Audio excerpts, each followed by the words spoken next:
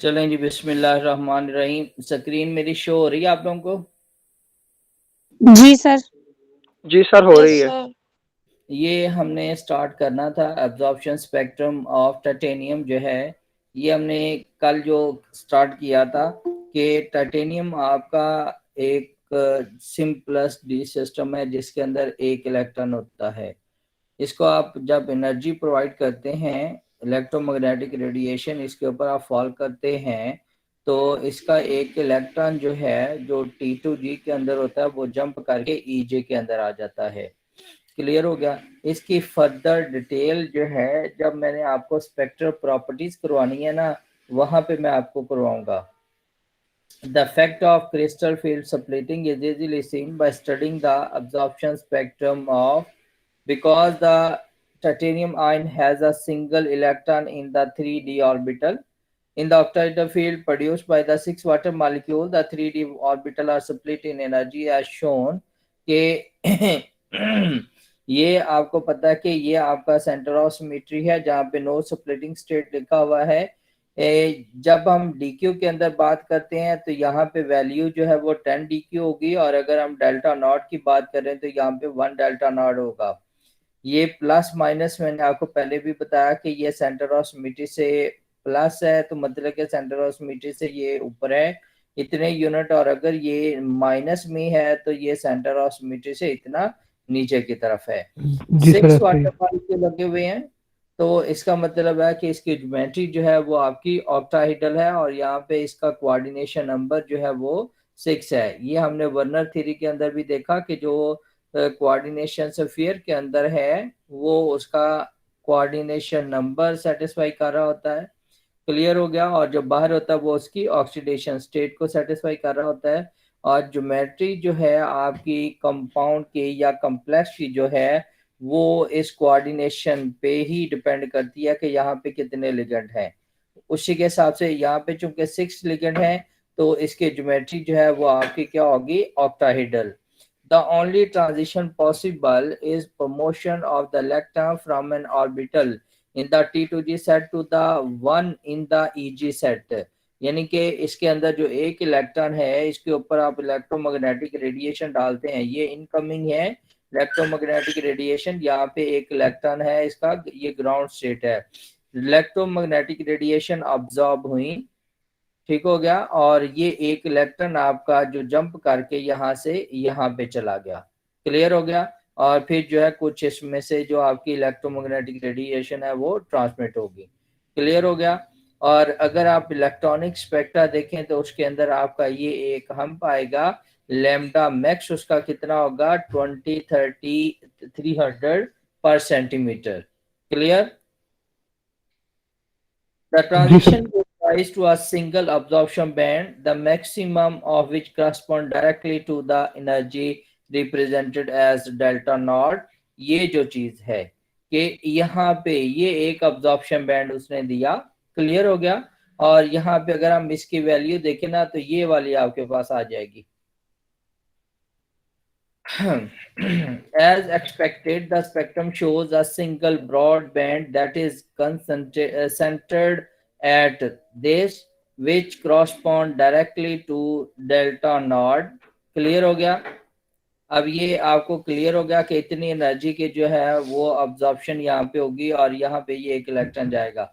When the ion absorb light, electron can move from the lower T2G, ये आपका पहले ground था तो ये T2G लोअर आ गया, energy level to the high EG level. ये जो आपका है the difference in the energy between the levels, ये जो है कि ये आपका एक लेवल है और एक ये लेवल है, इनके दरमियान में जो डिफरेंस है एनर्जी का, मतलब कि जो डेल्टा है, ये आपको पता है ना कि यहाँ पे इसके दरमियान में आपका सेंटर ऑफ सिमेट्री है, और इसका जो एक ऊपर आपका डेल्टा की वैल्यू है प्लस में और नीचे जो है वो माइनस में है।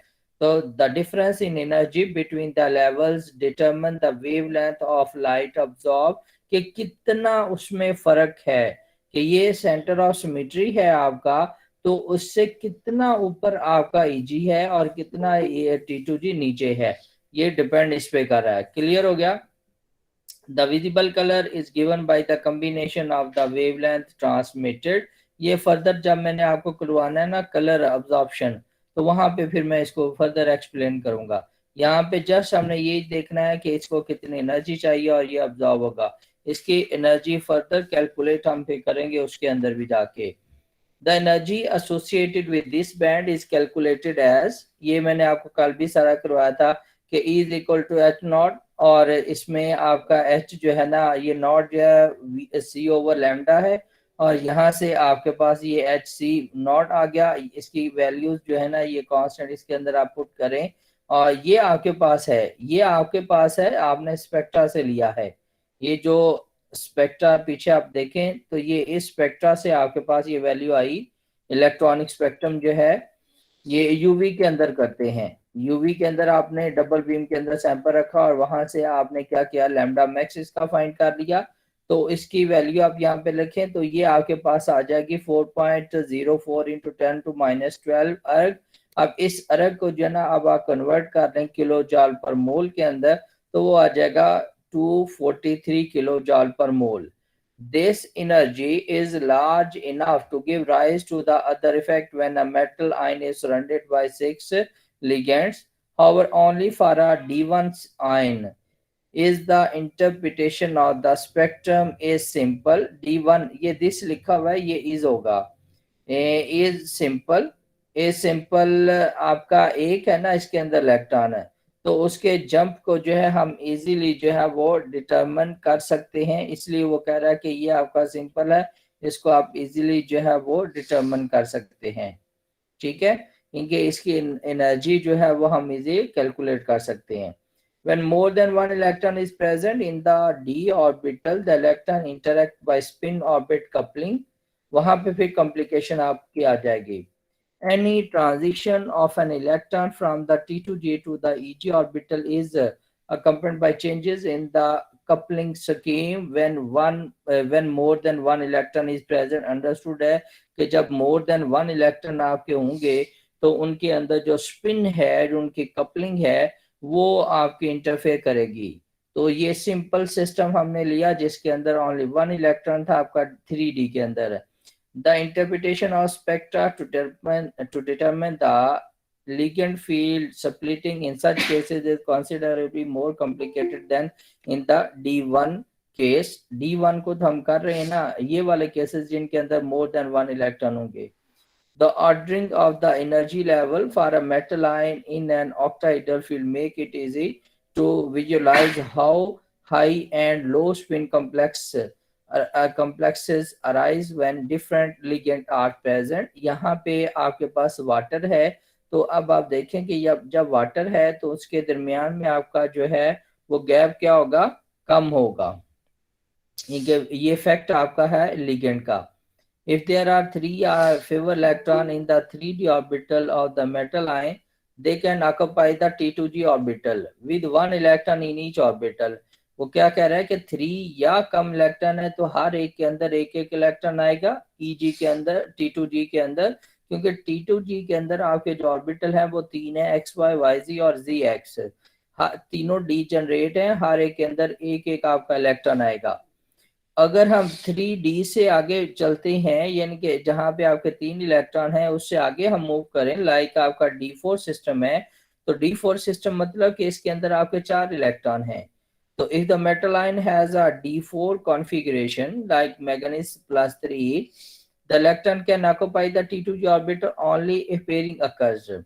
ठीक हो गया, 3 तो आपके सिंगल आ गए ना, एक एक आपका XY YZ ZX के अंदर आ गया, और चौथा आपका जो है वो कहता है कि उसमें आपका आ सकता है T2G के अंदर, which represent that delta not be larger in magnitude than the energy necessary to force electron pairing। कि उसके अंदर अगर आपका डेल्टा नॉट की वैल्यू ज्यादा है, यानी कि स्प्लिटिंग उसके अंदर ज्यादा है, तो एक इलेक्ट्रॉन आपका फिर अगेन जो है वो T2G के अंदर आएगा, तो एक पेयरिंग हो जाएगी और दो आपके जो है वो अनपेयर्ड इलेक्ट्रॉन रहेंगे। The result is a low spin complex in which there are two unpaired electron like this। ये जो केस है आपका, ठीक है, कि इसके अंदर डेल्टा की वैल्यू आपके पास ज्यादा है। ये आप देखें कि इसमें आपका ज्यादा है यहाँ पे डेल्टा, और यहाँ पे डेल्टा आपका क्या है, कम है। डेल्टा ज्यादा होने की वजह से आपका ऑलरेडी एक एक इलेक्ट्रॉन इसके अंदर था T2G के अंदर, फोर्थ वाला जो इलेक्ट्रॉन है वो यहाँ पे आ जाएगा। तो ये आपका है लो स्पिन कॉम्प्लेक्स। इसके अंदर पेयरिंग एनर्जी जो है वो आपकी लेस देन है डेल्टा नॉट से। क्लियर हो गया? और अभी मैं आगे आपको पेयरिंग एनर्जी भी बताता हूँ कि क्या है। और इसके बाद अगर आपका ये डेल्टा नॉट कम है, मतलब इसका कि ये जो आपका है T2G और EG के अंदर इतना ज्यादा डिफरेंस नहीं है, तो ये फोर्थ वाला इलेक्ट्रॉन आपका जो है वो EG के अंदर चला जाएगा। तो ये आपका हाई स्पिन कॉम्प्लेक्स है। यहाँ पे आपकी पेयरिंग एनर्जी जो है वो ग्रेटर देन है ये डेल्टा से, और ये आपका हाई स्पिन कॉम्प्लेक्स आपके पास आ जाएगा। क्लियर हो गया? तो ये आपको समझ आ गई कि ये आपका हाई स्पिन का केस है और ये आपका लो स्पिन का केस है। If delta is smaller than the pairing energy, the fourth electron will be in one of the EG orbital, which result in high spin complex having 4 unpaired electron। Clear हो गया? बात समझ आ गई? Next आप देखें कि pairing energy आपकी क्या होती है। Mean pairing energy is the energy which is required to pair two electron against electron electron repulsion in the same orbital. ये देखें कि ये जो एनर्जी इनको पेयर करने के लिए रिक्वायर्ड होती है उसे हम मीन पेयरिंग एनर्जी कहते हैं। क्लियर हो गया? इसको हम पी से रिप्रेजेंट करते हैं और इसका जो यूनिट है वो पर सेंटीमीटर है। कैरेक्टरिस्टिक इसकी क्या है? Mean pairing energy is the pairing energy for one electron pair. Pairing energy depend on the principal energy level of d electron. इसकी कैलकुलेशन के लिए जो फार्मूला है वो आपका ये है कि total pairing energy for M electron pair is equal to M P. M आपका क्या है? total number of paired electron in T2G and EG orbital in the D system। ठीक हो गया? और P is the pairing energy for one electron pair। कि एक electron pair को जो करने के लिए पेयर ऑफ इलेक्ट्रॉन को जो पेयरिंग के लिए एनर्जी रिक्वायर्ड होगी। ठीक हो गया? अब यहाँ पे एग्जांपल दी हुई है आपकी, इसको हम देख लेते हैं कि calculate the total pairing energy of D7 ion in high spin. अब मुझे high spin as well as in low spin octahedral complexes. तो अब मुझे ये बताएं कि अगर हम ले लेते हैं D7 सिस्टम है, तो हाई स्पिन के केस के अंदर इसमें कितने पेयर होंगे?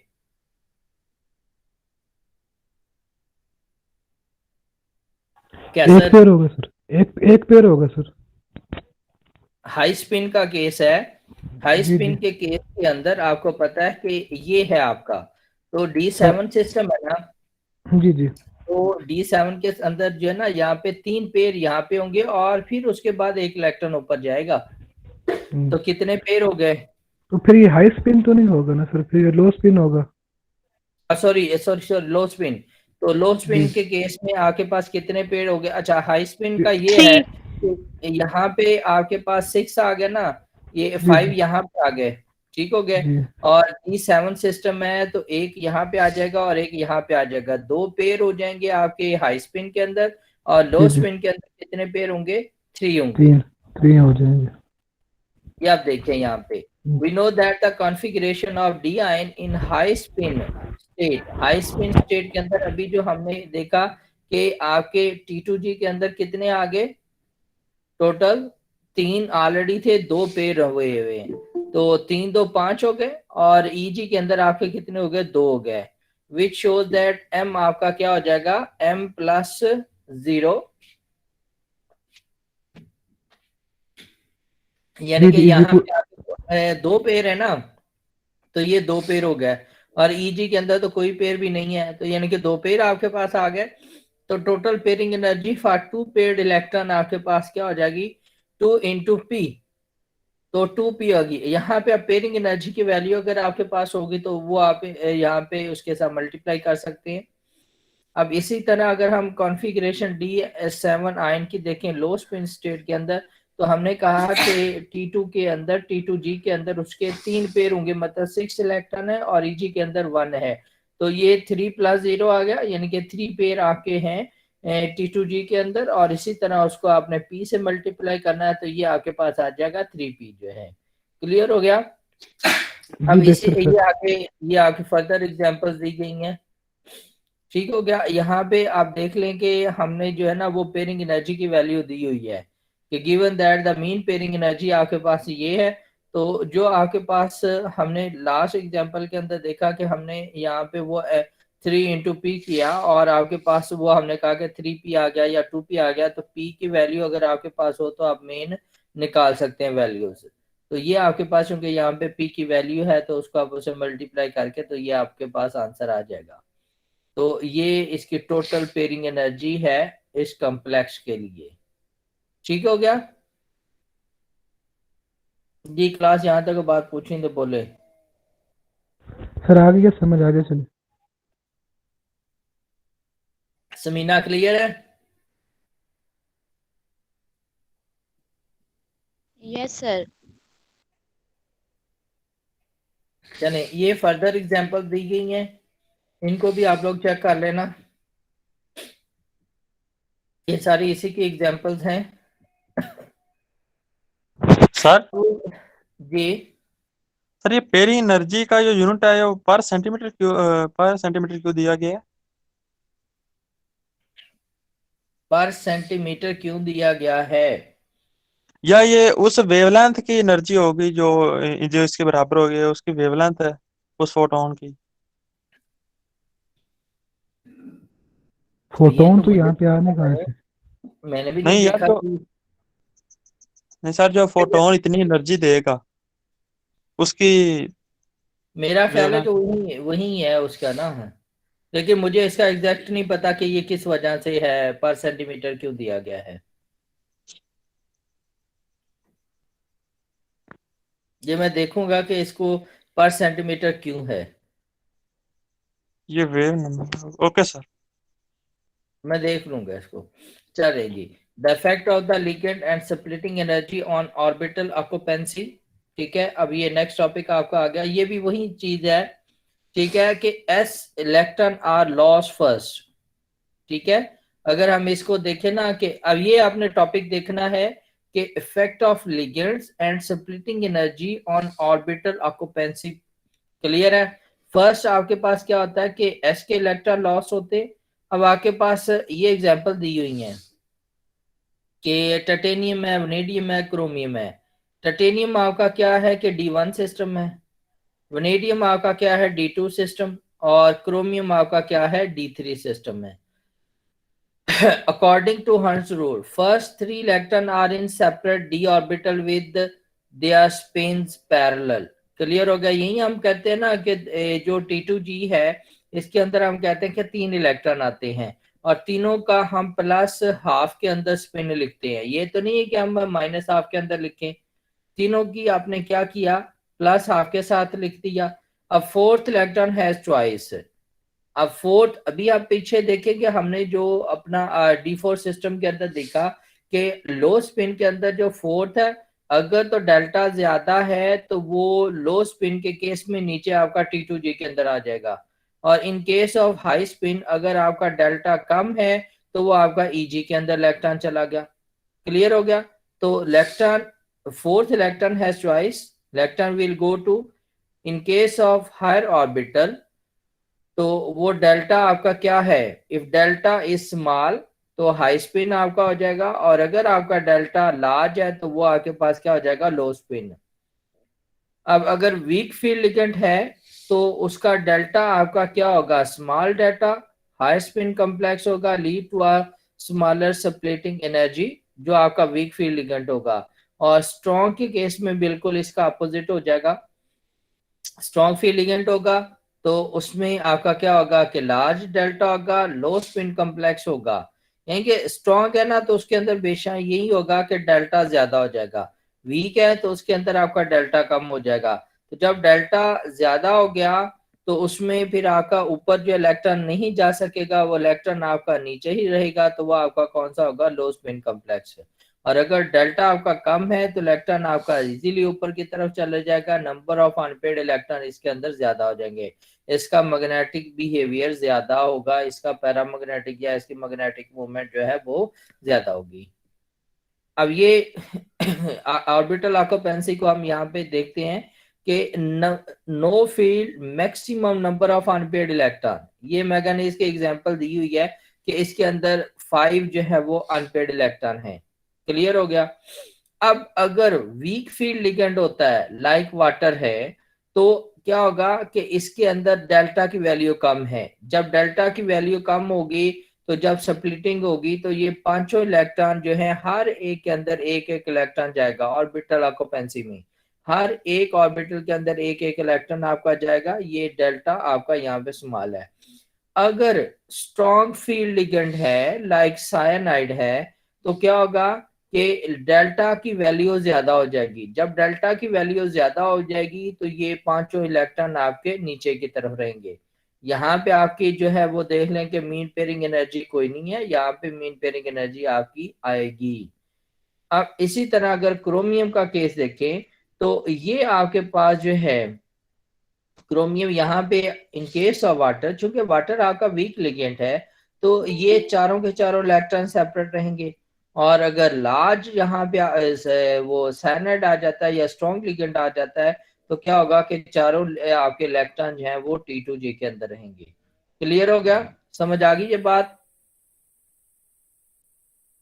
जी सर आ गई है। जी सर ये वाटर वाली एग्जांपल रिपीट कर दें, इसकी समझ नहीं आई, बाकी सारी आ गई। वाटर बेटा वीक लिगेंड है, वाटर वीक लिगेंड होने की वजह से ये जो स्प्लिटिंग जो है वो कम काज करता है। जब ये कम काज करेगा तो ये जो है ना ऑर्बिटल, ये जो T2G और EG वाले जो ऑर्बिटल हैं ये ऑलमोस्ट डीजनरेट होते हैं। डेल्टा कम होगा तो T2G और EG के जो ऑर्बिटल हैं ये ऑलमोस्ट डीजनरेट होंगे। डीजनरेट मतलब उनकी एनर्जी सेम होगी, तो फिर हर एक के अंदर एक एक इलेक्ट्रॉन जाएगा। यहाँ पे डेल्टा आपका ज्यादा है तो इनकी एनर्जी सेम नहीं है ऑर्बिटल की, T2G की और EG की, तो यहाँ से इलेक्ट्रॉन यहाँ पे नहीं जा सकता क्योंकि डेल्टा ज्यादा है, उसको ज्यादा एनर्जी रिक्वायर्ड है। यहाँ पे डेल्टा कम है तो ये एनर्जी उसको इतनी ज्यादा नहीं रिक्वायर्ड होती, ठीक है, तो फिर ये इलेक्ट्रॉन आसानी के साथ यहाँ पे चला जाता है। तो इस केस के अंदर आपका वीक फील्ड लिगेंड के केस के अंदर आपके क्या होते हैं, नंबर ऑफ अनपेयर्ड इलेक्ट्रॉन ज्यादा होते हैं, पैरामैग्नेटिक कैरेक्टरिस्टिक ज्यादा होता है। यहाँ पे आपके नंबर ऑफ अनपेयर्ड इलेक्ट्रॉन कम हो जाते हैं। यहाँ पे आप देख लें कि 5 है और यहाँ पे 1 है। यहाँ पे आप पेयरिंग एनर्जी की वैल्यू नहीं है और यहाँ पे आपके पास पेयरिंग एनर्जी की वैल्यू आएगी क्योंकि यहाँ पे 2 आपके पास पेड़ हैं। क्लियर हो गया? जी sir.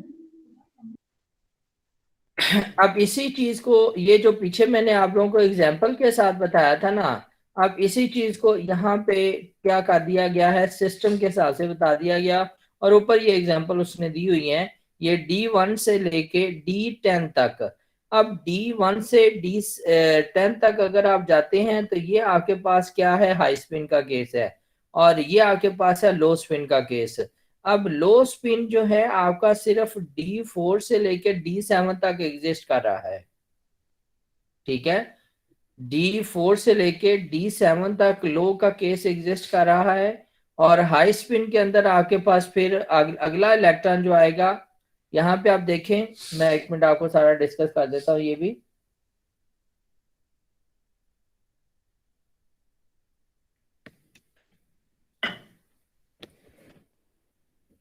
The possible electronic configuration for octahedral DN, यानी कि D की वैल्यू आपके पास 1 से लेकर 10 हो सकती है। ट्रांजिशन मेटल कॉम्प्लेक्सेस, वाटर का केस है। Only the D4 through D7 cases have both high spin and low spin configuration। अभी आप देखें कि यहाँ पे आपके पास क्या है कि D4, 5, 6 और 7 जो है उसके अंदर आपके पास हाई स्पिन और लो स्पिन के केसेस हैं। ठीक हो गया। अब आप देखते हैं अगर एक इलेक्ट्रॉन है तो वो ऑटोमेटिकली नीचे ही रहेगा, उस पर हम डिफाइन नहीं करेंगे कि ये हाई स्पिन है या लो स्पिन है। अगर उसमें आपके पास 2 इलेक्ट्रॉन आ जाते हैं वो भी नीचे रहेंगे, 3 इलेक्ट्रॉन है तो वो भी नीचे ही रहेंगे T2G के अंदर, वो EG के अंदर नहीं जा सकता अगर यहाँ पे डिस्टेंस आपका कम b है तो। क्लियर? क्योंकि उसके पास ये 3 ऑर्बिटल अवेलेबल हैं ऑक्युपाई करने के लिए। अब 4th इलेक्ट्रॉन जब आएगा तो वहां पे हम डिसाइड करेंगे कि वो EG के अंदर जाएगा या वो T2G के अंदर ही रहेगा। अगर यहाँ पे डेल्टा ज्यादा है तो वो T2G के अंदर रहेगा, EG के अंदर नहीं जाएगा। अगर डेल्टा कम है तो वो EG के अंदर चला गया। अब 5th वाला इलेक्ट्रॉन आया, डेल्टा कम था तो ये EG के अंदर चला गया, डेल्टा ज्यादा है तो ये T2G के अंदर रहेगा। 6 वाला अब इलेक्ट्रॉन आया तो वो 6 वाला इलेक्ट्रॉन आपका ऑटोमेटिकली नीचे की तरफ आएगा, इस केस में तो नीचे ही रहेगा, और ये जो आपका हाई स्पिन है उसमें वो नीचे की तरफ आ जाएगा। ठीक हो गया, क्योंकि ऊपर वाले फील्ड हुए में एक एक इलेक्ट्रॉन उसके अंदर है। अकॉर्डिंग टू हंड्रू अब वो नीचे की तरफ आएगा, T2G के अंदर आएगा। नेक्स्ट इलेक्ट्रॉन आएगा 7th वाला तो वो भी अब नीचे की तरफ आएगा हाई स्पिन के केस में, लो स्पिन के केस में फिर वो ऊपर की तरफ चला जाएगा। क्लियर हो गया। अब नेक्स्ट आपका D8 सिस्टम है, तो D8 सिस्टम के अंदर एक इलेक्ट्रॉन जो आएगा वो दोनों केसेस में आपका ऊपर की तरफ जाना है।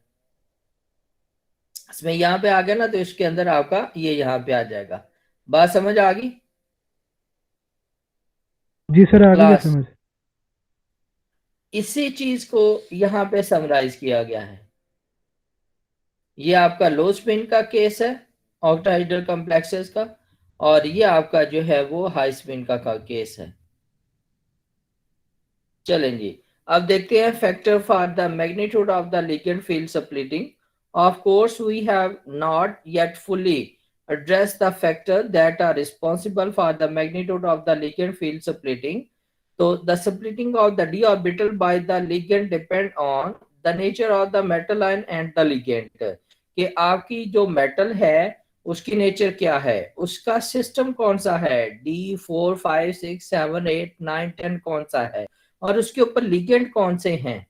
ठीक है, कि लिगेंड आपका वीक है या स्ट्रॉन्ग है। देन उसके अंदर एक्सटेंट ऑफ बैक डोनेशन क्या है, उसके अंदर चार्ज ट्रांसफर है। ठीक है, उसमें मेटल टू लिगेंड है, लिगेंड टू मेटल है। क्लियर है, उसमें नॉन बॉन्डिंग है क्या है। ठीक हो गया, pi bonding to the ligand. तो ये फैक्टर हैं जिनके ऊपर आपका जो है वो लिगेंड फील्ड स्प्लिटिंग जो है वो डिपेंड करती है। ये फर्दर आगे भी आएगा। कोवेलेंसी क्या होती है जी?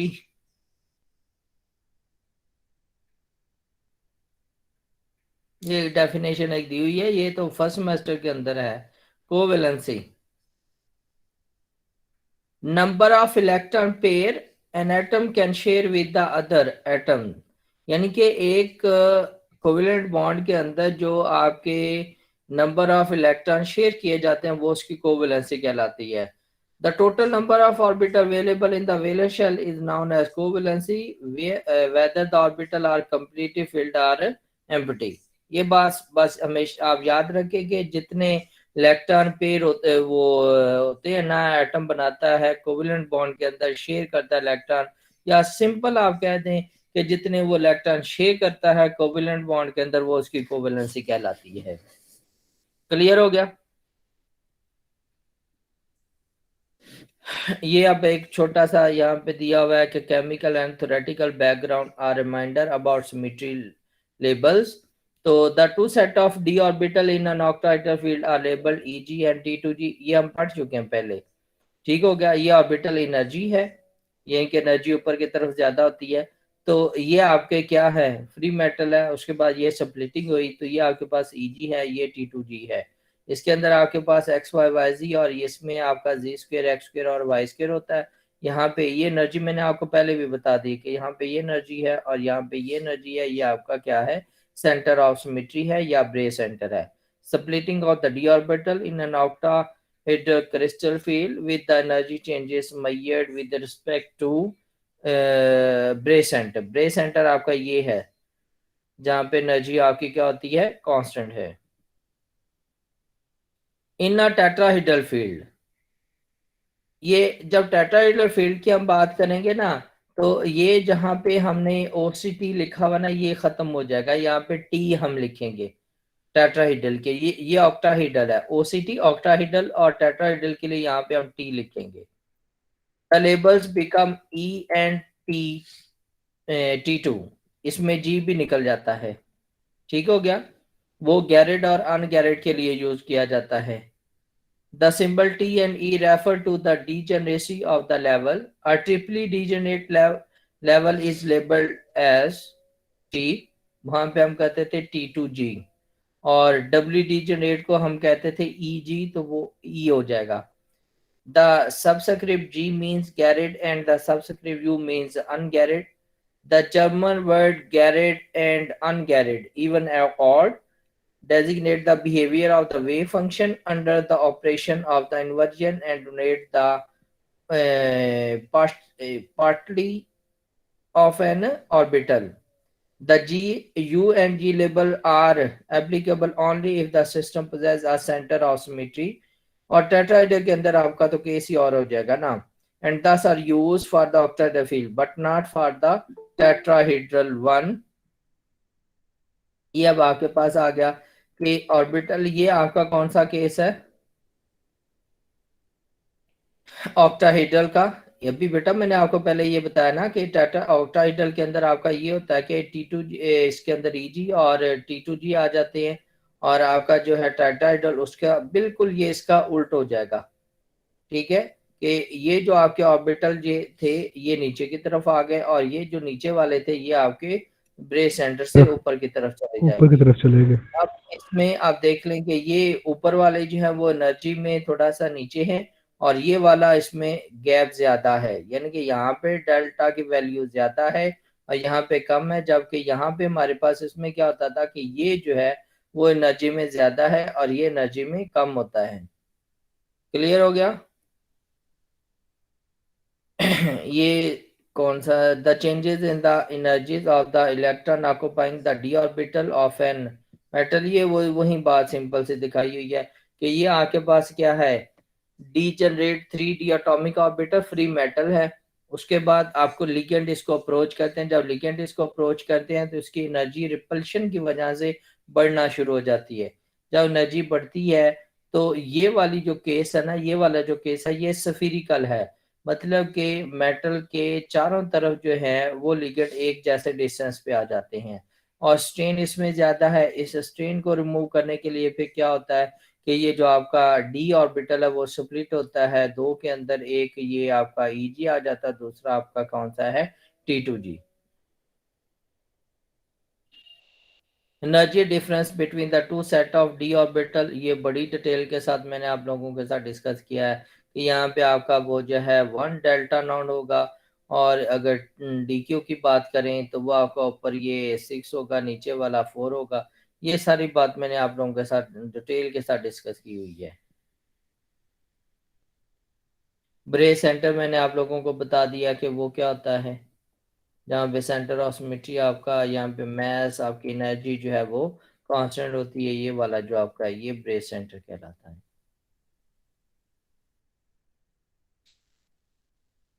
क्रिस्टल फील्ड सेपरेटिंग एनर्जी, इसी डेल्टा को कहते हैं या 10 DQ को कहते हैं। ये वही है जो मैंने आपको बार बार बताई है, ठीक है।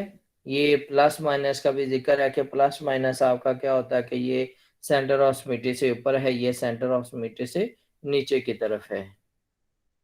ये देख लें वही है आपका सारा, ये आपका T2G है, ये EG है, ये यहाँ पे आपका स्फेरिकल है केस, और जब स्प्लिटिंग होगी तो ये EG ऊपर की तरफ और ये T2G नीचे की तरफ हो गया।